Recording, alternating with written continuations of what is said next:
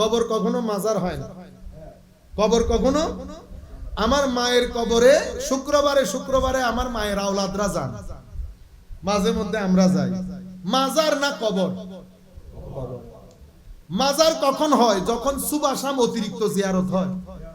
অতিরিক্ত জিয়ারত যেখানে হয়, আলেম কামেল হাফেজ মাওলানা আলেমে রব্বানি সাধারণ আওয়াম আত্মীয় স্বজন সমানে জিয়ারত করে, এটাকে আপনি কবর বললে গ্রামাটিক্যালি ভুল হবে, ব্যাকরণের দিক থেকে ভুল হবে। কেন?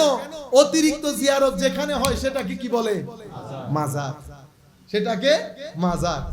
আর একজন জাহেল মূর্খের ধরেন বানাই ফেলছেন, উনি ঠিক বলেছেন, অনেককে আমরা করতেছি না।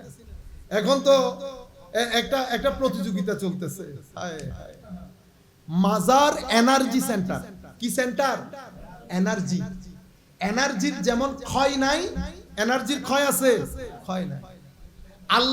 আল্লাহর ওলিদের ওই কোরআনের যে নূর, এটা হচ্ছে এনার্জি, ডিভাইন এনার্জি। সাধারণ এনার্জির ক্ষয় নাই, তো আল্লাহ প্রদত্ত এনার্জির ক্ষয় হবে?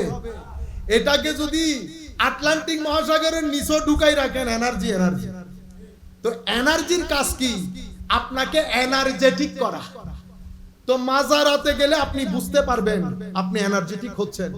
যেই মাজারে গেলে সিনার মধ্যে আঘাত হবে না, বুঝতে পারবেন এখানে নাই কিছু নাই। আপনারা বুঝতে পেরেছেন? যেই মাজারের জিয়ারত উলামা হাফেজ কামেলরা করবে, সেটা মাজার।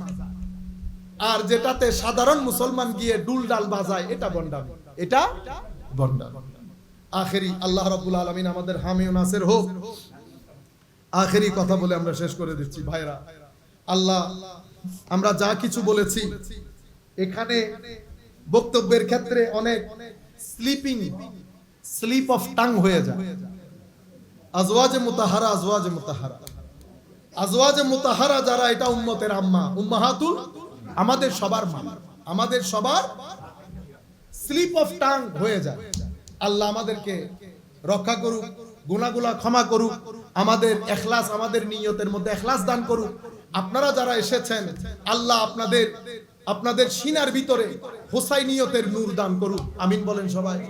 এবং আপনাদের কাছে আশা করব, যারা কোরআনের তিলাওয়াত জানেন না, কালকে থেকে কোন একজন হুজুরের কাছে বসে কোরআনের তিলাওয়াত শিখবেন।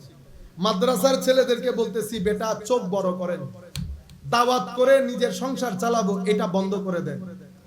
এটা করতে হবে না। দিন শিখতে এসেছেন, আল্লাহ মাকাম ও মর্তবা অনেক ঊর্ধ্বে করেছেন। আল্লাহর দরবারে ফরিয়াদ করবেন, আল্লাহ হালাল রুজি আমাদের জন্য ব্যবস্থা করেন। আপনার নবীর দ্বীনের মিশনে যেন ফানা হয়ে যেতে পারি, সেই তৌফিক দান করেন। সেটা নিয়তের মধ্যে এনে প্রচুর লেখাপড়া করেন, প্রচুর লেখাপড়া করেন। আমাদের উলামায়ে হক্কানি রব্বানি দেশ বিদেশের এদের বক্তব্য শুনেন, আরবির বক্তব্য, ইংরেজির বক্তব্য, নিজেকে সমৃদ্ধ করেন। আগামী 10 বছর পরে নতুন একটা পৃথিবী হবে। সেই পৃথিবীর ছেলেপুলে অনেক আধুনিক হবে, অনেক রেশনাল হবে, অনেক অ্যাডভান্স হবে। তাদের কাছে দ্বীন প্রচার করতে চাইলে আপনি তাদের চেয়েও স্মার্ট না হলে তারা আপনার কথা শুনবে না। নিজেদেরকে তৈরি করবেন, আল্লাহ দুনিয়াতেও বরকত দেবেন, আখেরাতে বরকত দেবেন। আল্লাহর কুরবতের চাদরে আবৃত করবেন। আমার নবী মদিনায়ে পাক থেকে ফুয়ুজাত দিয়ে আপনার সিনাকে ধন্য করবেন। ওয়া মা আলাইনা ইল্লাল বালাগুল মুবিন। আসসালামু আলাইকুম ওয়া রাহমাতুল্লাহি তাআলা ওয়া বারাকাতুহু।